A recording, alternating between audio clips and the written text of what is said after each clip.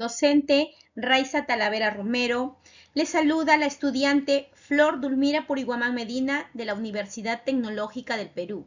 Y en el curso de Filosofía del Derecho hablaré sobre el positivismo jurídico y su aplicación en un caso peruano. Positivismo jurídico aplicado en un caso peruano. El positivismo jurídico constituye una de las corrientes más influyentes del derecho. Propone que el derecho debe ser entendido como un sistema de normas que se aplican de manera objetiva.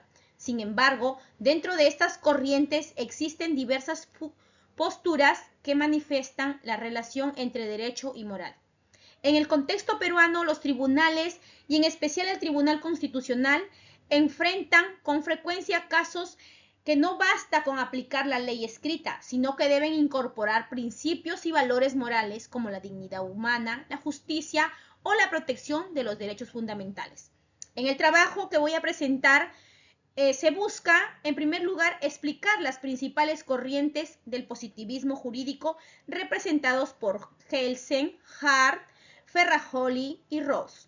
Y en segundo lugar, se aplicarán dichas teorías al análisis de la sentencia número 00580-2021, donde el Tribunal Constitucional resuelve un caso ambiental que afecta a las comunidades amazónicas.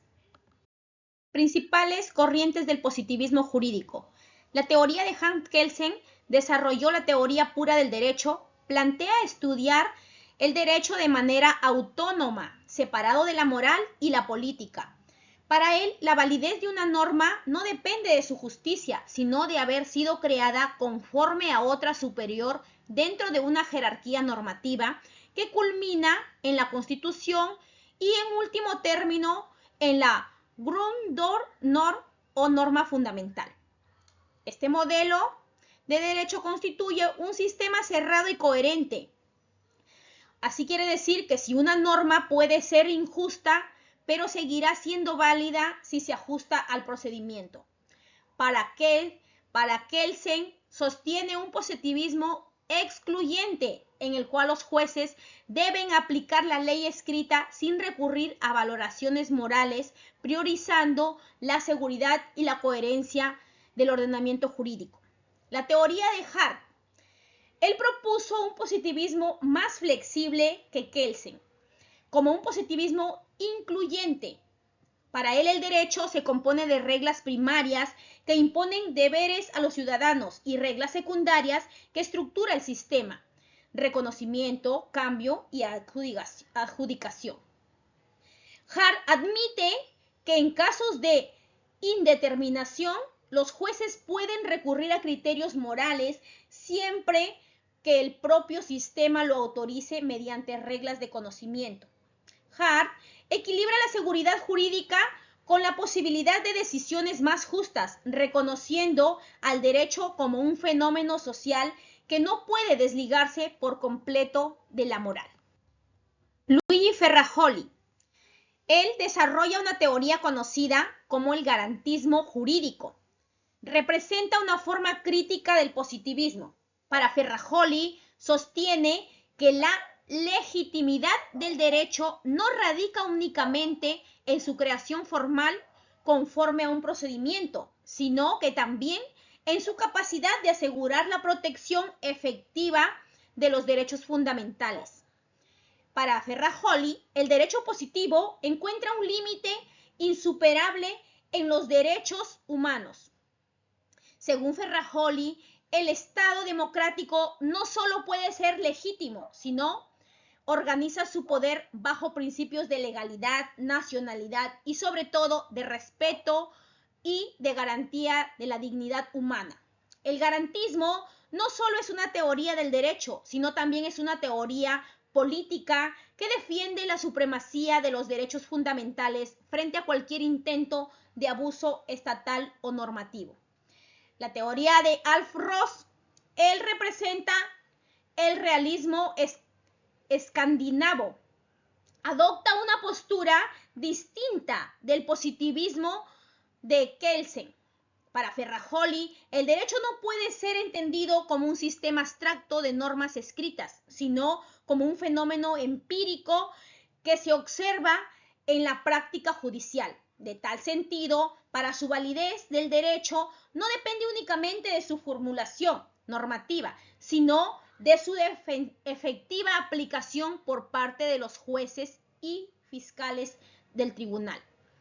Según Ross, resalta que los jueces son verdaderos operadores que dan vida al derecho en cada decisión. Por lo tanto, no es lo que la norma dice en el papel, sino cómo se aplica y con qué efectos en la realidad social, destacando así que las sentencias y los precedentes judiciales constituyen una mejor evidencia en el derecho en acción, ya que muestran cómo la norma se adapta a los conflictos reales.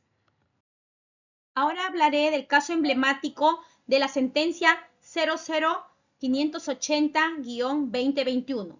Sus antecedentes. Tiene como origen la acción de amparo presentada por diversas comunidades amazónicas afectadas por los constantes derrames de petróleo en el oleoducto norperuano, de responsabilidad de Petroperú.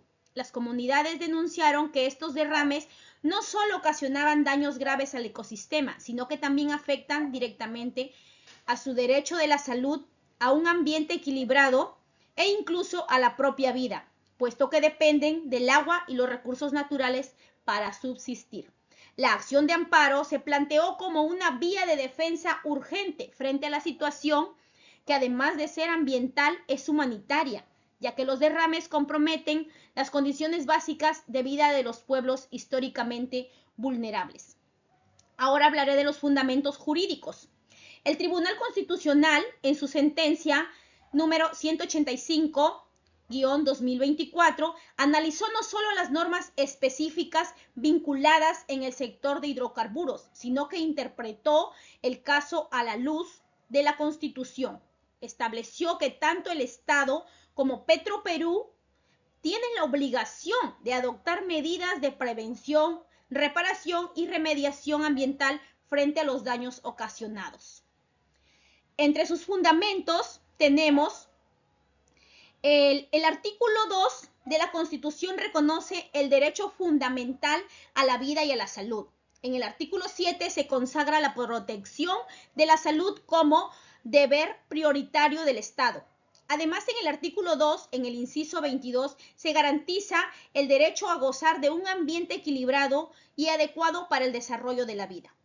El Tribunal Constitucional concluyó que la omisión o la negligencia en la gestión de los derrames constituye una vulneración directa de los derechos fundamentales y que el principio de responsabilidad estatal implica a una obligación activa de garantizar su protección efectiva.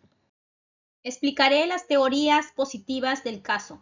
La perspectiva kelsiana dice que su decisión se explica como un cumplimiento jerárquico de las normas constitucionales que reconocen el derecho a la vida y al ambiente, en el cual el juez actúa dentro del marco normativo sin necesidad de apelar a criterios morales.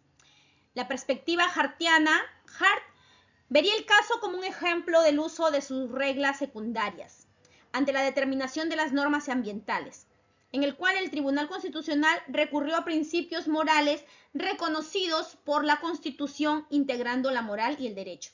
La perspectiva ferrajoliana, en este caso se refleja la función del garantismo, limitar el poder económico, estatal y privado para asegurar la efectividad de los derechos fundamentales. En la sentencia se priorizó la protección de la comunidad vulnerable sobre la mera actividad económica.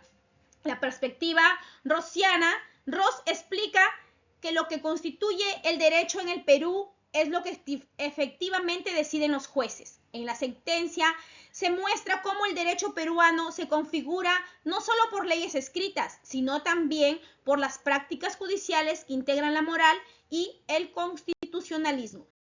Ahora voy a comentar las conclusiones y las propuestas. En este caso se demuestra que la moral y los principios constitucionales son indispensables en el sistema jurídico donde las normas escritas resultan insuficientes para garantizar la dignidad humana.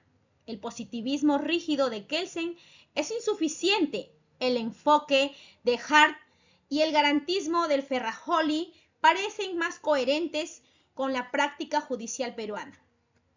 En el caso, se propone revisar eventualmente y declarar inconstitucionales los artículos de la Ley número 26.22.1, Ley Orgánica de Hidrocarburos, que permiten la operación de empresas sin mecanismos adecuados de la reparación ambiental inmediata.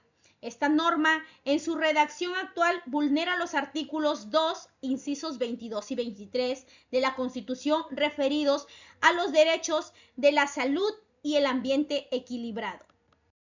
En el caso 00580-2021, demuestra cómo el Tribunal Constitucional integra criterios morales en la interpretación de los derechos fundamentales.